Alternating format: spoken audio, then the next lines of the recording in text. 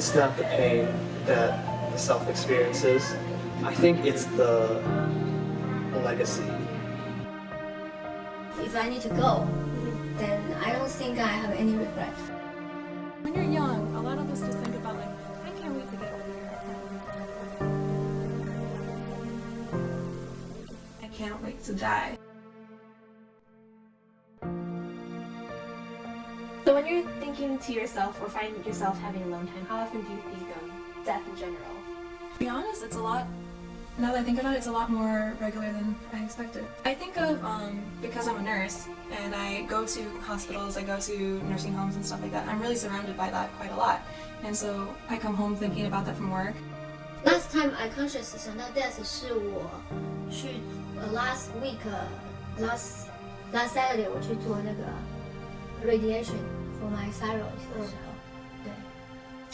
哎，你有没有这种 experience when you lie in the， 你知道，就好像他就是 ultrasound， 他就会弄你的 ultrasound， 对不对？你就会想说，哎，那我如果带的话呢，那会是怎么样子？如果我这个那个 result is not too good 的话，那会怎么样？对。On Thursday, because I was in a hospice facility, which is basically for people who have a prognosis of less than 6 months to live, and we're just there to help care for them with palliative care and pain management, and help prepare the patient and their loved ones to pass for the passing of the patient. I mean, like, it was really sad. I've seen really old patients there, and also the youngest one I saw at the time on Thursday was he was 29. And that was really sad too. And then, you know, some of them are super sad, they don't want to talk to you. Some of them are just practically, you can't even get them to talk or wake up. And then others are just a beautiful ball of sunshine, and you just wonder, you know, why they're there, you know? So It's maybe a few days ago when my friend, well, on Facebook it kind of showed that his birthday would be today.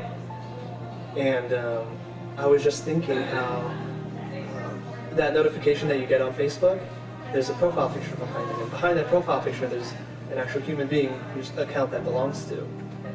And it still belongs to him, but it was just kind of weird, you know, that notification pops up and you don't expect somebody dead behind it. Do you talk about death with your friends or family? 不会，为什么？因为我觉得我的 kids 他们还 too young， 他们不需要知道 death 的东西。我觉得要也让他们自己可以 intercom 这个。well, for my parents, they're always late. For some reason, I don't know why they think about it, but they bring it up and they're like, oh, Francesca, I want to be cremated, or like, I want me to be buried here. I want my ashes to be thrown into the wind of whatever country this is. So it's like that stuff. But there's also, you know, for me personally, I've gone through cancer. So there was a time when if there was a case I didn't make it, I did talk to my sister about like, kind of a living will, you know, like this is what I want to happen if I don't make it past my surgery, past my treatment. So yeah. So tell me about one of your near-death experiences. So far 我还蛮 lucky 的，我觉得我没有 near death 的 experience。只有一次呢，我记得那时候很 young 的时候，我那时候在 college 的时候，然后那时候那个你的舅舅 ，OK， 就是我的 cousin， 他用 motorcycle 载我 ，OK。然后可是那时候我们就手上拿很多东西，然后 for some reason 呢，他在 turn 的时候呢，我就摔出去了。我知道我那个 moment 呢，我 actually 是 fainted 的。我那个 moment 呢，我是不知道发生什么事情，所以就是有吓一跳。对，那时候就不知道，你那是 unconscious 的，对。可是我觉得那个 feeling 呢，说不定就是 death 那种 feeling。Maybe 7 years ago, when I was a freshman in college, I had appendicitis. One day during calc class, I just broke down. All of a sudden, this pain just like came out of nowhere, and I was really afraid. I was like, "What's going on?" In retrospect, it wasn't quite the near-death experience that I was experiencing at the time, because there are plenty of other worst-case scenarios. But again, it's all a matter of perspective. And at that moment, I was having the most intense pain in my life. And I think at one point, the pain was so great that I was thinking, I was like, what would it be like to just not feel this pain anymore? To die, I guess. Obviously, I didn't want to, but you know, what would it be like to just not? That would be the quickest solution. That's what I was thinking. I would like to think it wasn't. No, I guess it was a near-death experience, depending on how people look at it. Some of my doctors were like, yeah, you're fine. A lot of my family members were like, you're gonna be fine. But to me, it was like, this could be it. And that was my cancer, so yes. So for me, I was there was a well, first of all, I went through the 5 stages of grief, that's for sure. Like I was like, you know, denial, the depression, the bargaining, the whole stuff, the stuff that we learn in high school psychology and stuff like that. And then there was a brief moment of like contentness and also happiness, because I'm like, this is a chance for me to, you know, live life the way I want to. You know, nothing's holding me. Before my surgery, which was, I scheduled it a month after I was diagnosed, because I still wanted to go to school and I still wanted a chance to cross things off my bucket list, just in case I didn't make it. At least that way I would be content on the day of my surgery, which was probably the highest chance of me if I was going to die, is the surgery. So that was, there was contentness there and stuff like that, because when you're young, a lot of us just think about like, I can't wait to get older, I can't wait to start living. And then, like I said, with really old people, they're like, I can't wait to die. So for me, it was just like, now nobody can blame me for like, you know, letting go of my like adult responsibilities and stuff like that, and just go all out before I die. So there was a moment of that, but of course there were times where I would just cry and be like, why is this happening to me? So, I have an activity for you. Okay. I'm going to give you a minute.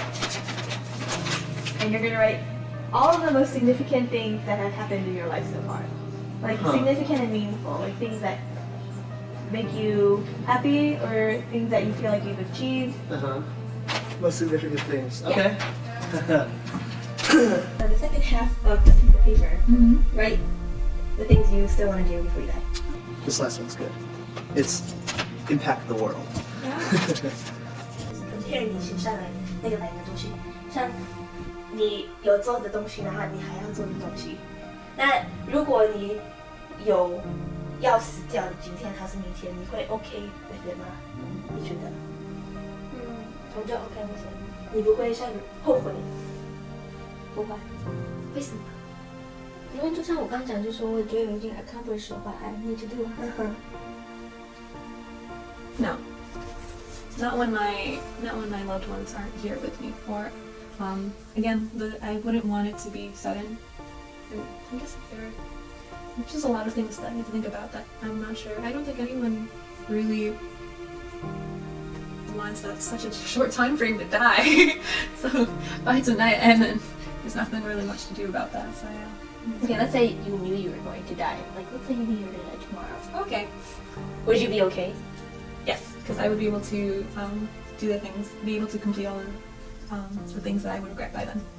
Within 24 hours? Yes. Oh, okay. I mean, like obviously there's the ones about like, you know, finding love, being able to travel, you know, do all those big things, but those things are okay. I don't think the people who have died contently, they didn't have to do all of that. The big thing, like I said, was to be able to make amends with people, and if I can write a few letters in 24 hours, I think that's enough time for me. So yes. I would definitely regret it. Yeah. I think some of them also might be a little too soon, like having a family. But yeah, I guess I wouldn't be happy. I would be maybe somewhat content that I've lived a good life, but I wouldn't be satisfied because I haven't lived up to my potential.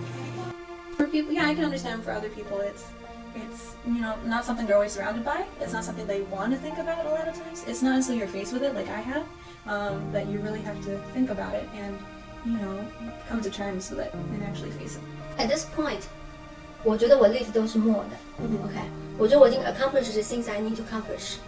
那 if I need to go, then I don't think I have any regret.